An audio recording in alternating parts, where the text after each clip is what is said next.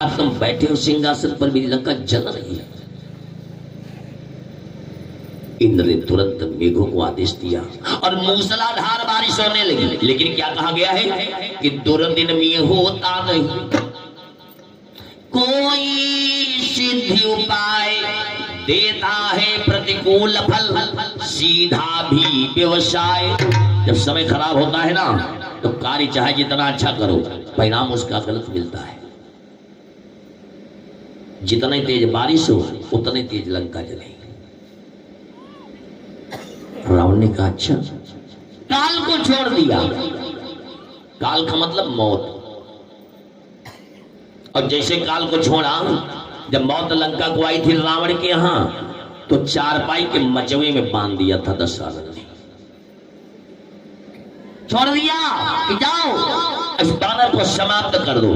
जैसे ही काल आया सामने, हनुमान जी ने क्या किया, डपट करके उसको पकड़ लिया। क्या पहले तुम ही समाप्त कर दी। लेख मिलता है, राधेश्याम जी ने भी लिखा है कि उतने में स्वर्ग से देवता लंका में आ गए। नहीं हनुमान, ऐसा नहीं करना।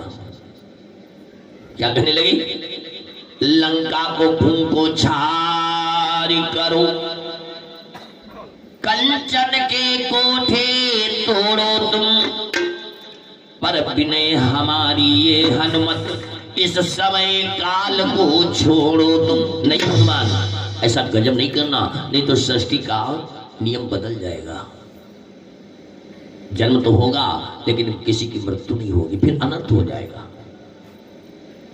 आग्रह करने पर, विनती करने पर हनुमान जी ने छोड़ दिया।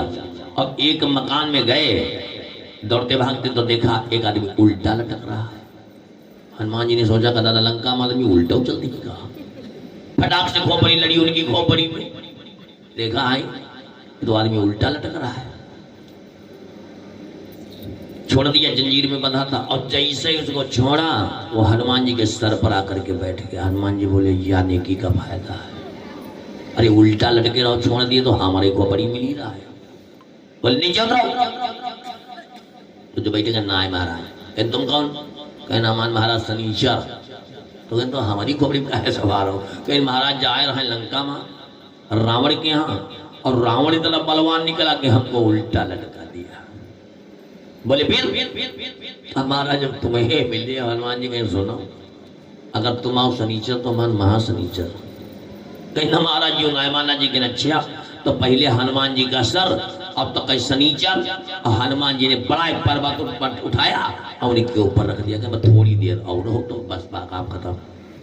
आओ शनिचर महाराज मरे जाए, भगवान छोड़ दो ना थोड़ी देर बस। फेंके परी तुम बोल लो फेंको। अरे बड़े हाथ पर जोड़े तो शनिचर महाराज को उतारा। बोले आप सीधे भाई? हाँ। बोले महाराज बताओ। कई बात बता दें, जीवन आपको इसलिए दान किया है कि देखिए एक बात रह गई कि हमारे जो श्रोताजन बैठे हैं, देवियां बैठी हैं, ध्यान दें कि प्रत्येक प्राणी के ऊपर जीवन में 7.5 शनिचर 3 बार आते हैं। कितनी बार आते हैं? 3 बार। ये लिख ले। और 2 बार तो हानि लाभ करके जाते हैं, और तीसरी बार जब आवते हैं सीताराम हो जाता है। इसमें 2 यानी है 7.5 शनिचर प्रत्येक प्राणी के जीवन में 3 बार आते हैं। हनुमान जी ने कहा सुनो शनिचर महाराज, जिसके ऊपर प्राणी के ऊपर आपका फेरा होगा, और अगर वो मेरी भक्ति कर रहा है, सुंदरकांड का पाठ कर रही है, हनुमान जी का व्रत कर रहे हैं, हनुमान चालीसा का पाठ कर रहे हैं, तो आपको उनके कुदृष्टि नहीं करेंगे। बोले ठीक महाराज। लेकिन एक बात बताओ शनिचर महाराज। बोले बताओ। कल लंका सोने की है, जितनी जलती जा रही उतनी चमकती जा रही। बोले फिर क्या करें महाराज? क्या कोई ऐसा उपाय है कि लंका काली पड़ जाएगी? बोले हाँ। हनुमान जी ने कहा कैसे?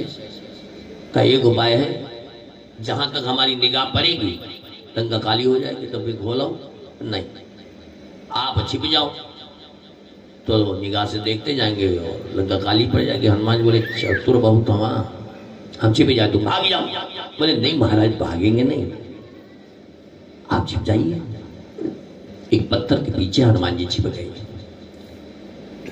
सही से महाराज ने निगाह डाली। हेलो आगे सीख बड़ा आसान होगा।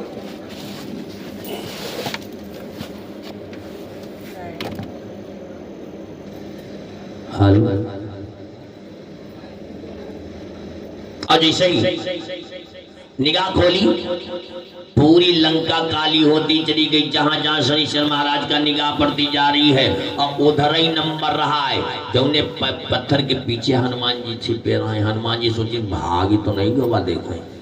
और जैसे मुंह लपट निकाले शनिश्चर महाराज आके बन गए ले हो गए। इनका होगा कि तुम्हारा मुंह काला होगा। हनुमान जी की कोई बात नहीं, मुंह काला हो गया तो कोई परेशानी नहीं है। क्यों कि मेरे प्रभु का कार्य तो सिद्धि हो गया। गए समुद्र में छलांग लगाई और अपने श्रम को दूर किया।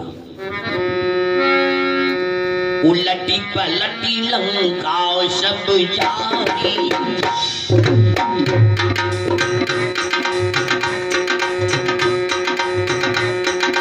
उलटी पलटी लंका सब जारी, पूरी बड़ी अपनी सिंधु मझारी।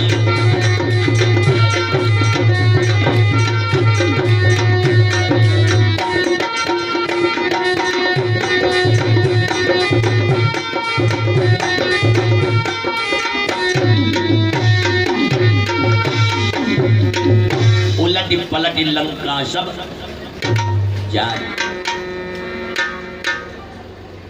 समुद्र में छलांग लगा करके अपने श्रम को दूर किया। मैया सीता के पास आए, मां अब जाना चाहते। अब जैसे ही हनुमान जी ने कहा, माता सीता रोने लगी। नहीं हनुमान, आप जब आए थे प्रभु की बड़ाई किया तो मेरा जीवन वापस आ गया, लेकिन आपने जब जाने के लिए कहते तो बड़ा कष्ट होता है। हनुमान अगर जा रहे हो तो मेरा कहना मेरे प्रभु से कह देना।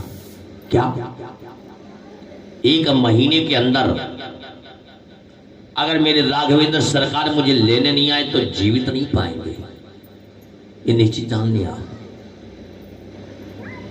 बोले भैया केवल पता लगाने की देरी थी, आएंगे प्रभु। और सेना बहुत बड़ी सेना उनके साथ में है, लेकिन एक निवेदन है क्या कि मां तुम मोही दीजे कछु चीन्हा, अजय से रघुनायक मोहि दीना।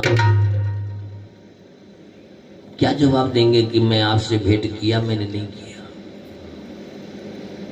तो कोई निशानी तो दे दो जो मैं प्रभु को बताऊंगा कि आपसे भेंट हुई। चूड़ामणि उतारी तब दयाऊ,